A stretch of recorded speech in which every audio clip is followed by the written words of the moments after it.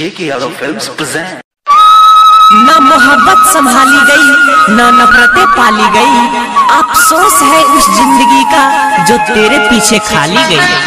Singing by Prince बिरिया।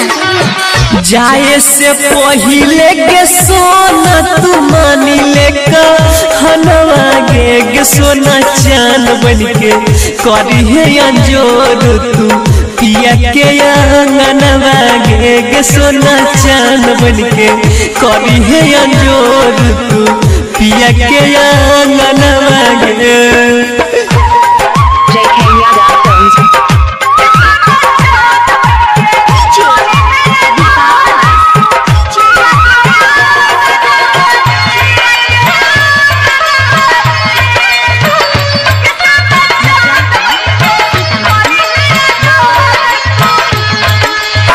भूल जइबो पगली हम सोचल सपनवा गे जान चान बनके करी है अंजोर तू पिया के अंगनवा गे जान चान बनके करी है अंजोर तू पिया के अंगनवा गे।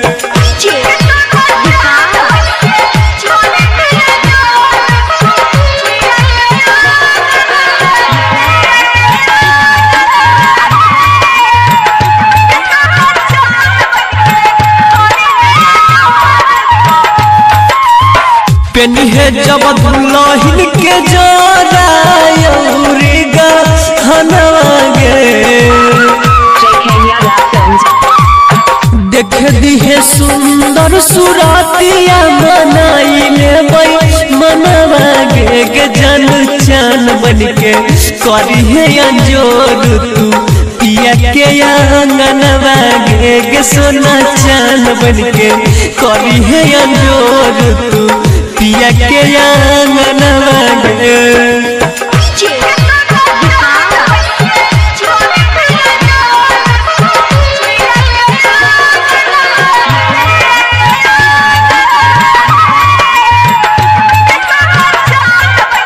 सिंगिंग बाय प्रिंस बिरिया। कैली जे साथ हमरा करी है नहीं दोसरा के संगवा गे सैया के साथ लेनी भाई है पैसा तो चनवा गे जान चान बनके करी है अंजोर तू पिया के अंगनवा गे सोना चान बनके करी है अंजोर तू पिया के अंगनवा गे।